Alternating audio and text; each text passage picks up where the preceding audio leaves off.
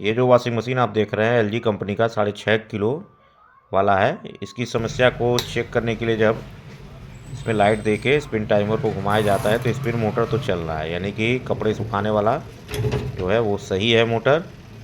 इसके बाद हम चेक करेंगे वॉश मोटर को, वॉश मोटर काम कर रहा है या नहीं कर रहा है। तो वॉश मोटर का टाइमर हम घुमाते हैं तो यहाँ आपको एक चीज़ मैं दिखाऊँ, ये हल्का सा घूम के चलने की कोशिश तो करता है लेकिन घूं घूं की आवाज़ कर रहा है। तो बेल्ट ढीला होने से भी और गियर वगैरह में भी खराबी होने से ऐसा होता है। लेकिन अब हम समस्या को पकड़ने के लिए क्या करेंगे, वॉशिंग मशीन के पीछे जाएंगे और इस कवर पे लगे हुए सारे पेचों को खोल कर कवर हटाएंगे। तो सबसे पहले हम क्या करेंगे, बेल्ट को हटा के देखते हैं मोटर चल रहा है या नहीं है।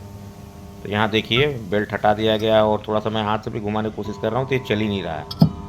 कस्टमर ने कहा भैया कंडेंसर वीक हो चुका होगा, तो चलिए कंडेंसर भी हम बदल के देख लेंगे। कभी कभी कंडेंसर से भी समस्या होती है, कंडेंसर वीक होने से जो है। ये देखिए कंडेंसर है, ये मल्टी था लेकिन इसमें स्पिन मोटर का कंडेंसर हटाया जा चुका है, स्पिन मोटर बदला गया था। तो ये केवल वॉश मोटर का इस समय बना हुआ है। तो इसको हटा के भी जब नया कंडेंसर लगाया गया तो भी घूं घूं की आवाज़ बिना कोई लोड यानी बेल्ट हटाने के बाद भी देखिए नया कंडेंसर लगा कर मैं चेक कर रहा हूँ, घूं घूं की आवाज़ आ रही है। यानी अब पूरी तरीके से ये साफ़ हो चुका है कि हमारे वॉश मोटर में ही दिक्कत है। तो वॉश मोटर को चेंज करने के लिए हमें क्या करना पड़ेगा, ये 2 रिबन लगे होते हैं।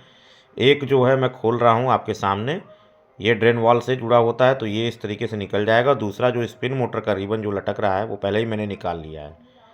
तो इन दोनों रिबनों को ढीला करने के बाद यानी अलग करने के बाद हमें वॉशिंग मशीन को इस तरीके से लेटाना होगा। किनारे देखिए 2 पेच है, इसको खोलेंगे। और लेटाने का कारण क्या होता है, ये सेंटर में एक पेच लगा होता है जो कि आप बिना लेटाए खोल नहीं सकते हैं।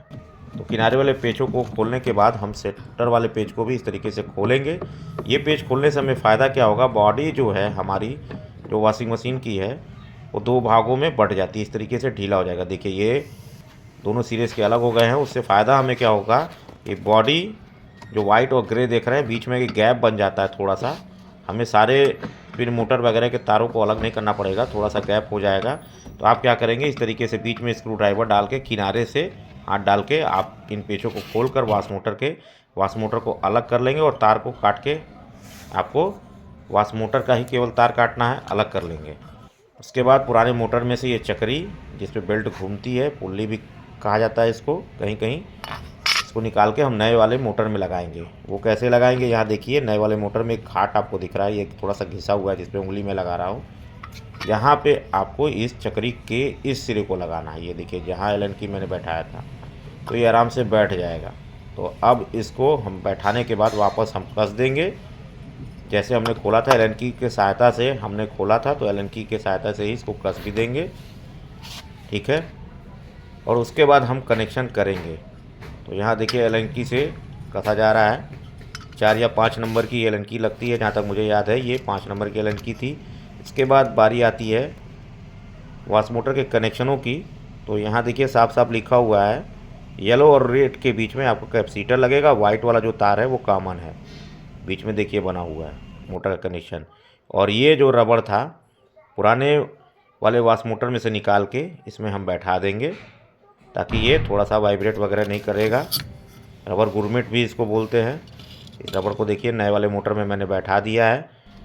और अब बारी होती है मोटर को वॉशिंग मशीन में बैठाने की। तो साइड से जैसे निकाला था वैसे ही लगा देंगे हम इसको, देखिए बैठा के। अब इसको पेच से हम वापस जैसे खोला था वैसे ही कस देंगे, पेचकस की सहायता से इसको कस देना है।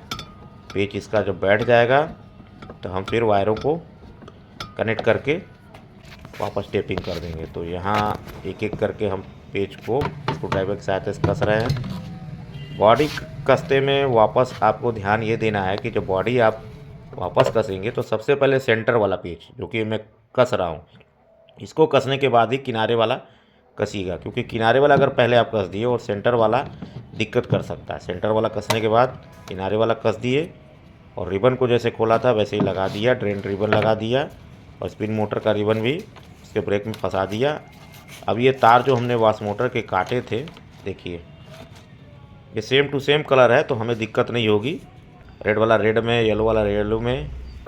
ये देखिए स्पिन मोटर का ये अलग जो मैंने बताया था कि स्पिन मोटर का अलग कंडेंसर कर दिया गया है, क्योंकि इसका कंडेंसर सही था वॉश मोटर का, तो वैसे ही लगा दिया, उससे कोई छेड़छाड़ हम नहीं किए। बस टेपिंग में थोड़ा सा चूहा काटा था, उसको टेपिंग कर दिया गया, बेल्ट को वापस चढ़ा दिया। और अब यहाँ देखेंगे आप तारों को पूरा समेट कर बॉडी में अच्छी तरीके से पैक कर दिया है। वॉशिंग मशीन को खड़ा करके अब कवर पे लगे हुए पेचों को हम वापस कस देंगे जिस तरीके से खोला गया था। और अब बारी आती है वॉशिंग मशीन को चेक करने के लिए, तो थोड़ा सा हम इसमें पानी भी पूरा फुल भर देंगे ताकि पता चले कि हमारा मोटर लोड ले रहा है या नहीं ले रहा है। कपड़े अभी कस्टमर के पास नहीं थे, इसलिए खाली पानी पे केवल चेक कर रहा हूँ मैं उनको दिखाने के लिए। तो यहाँ सप्लाई दे के देखिए अच्छी तरीके से दोनों साइड हमारा वॉशिंग मशीन चल रहा है। तो वीडियो अच्छी लगे तो लाइक कमेंट ज़रूर करें, चैनल को सब्सक्राइब करना ना भूलें। धन्यवाद।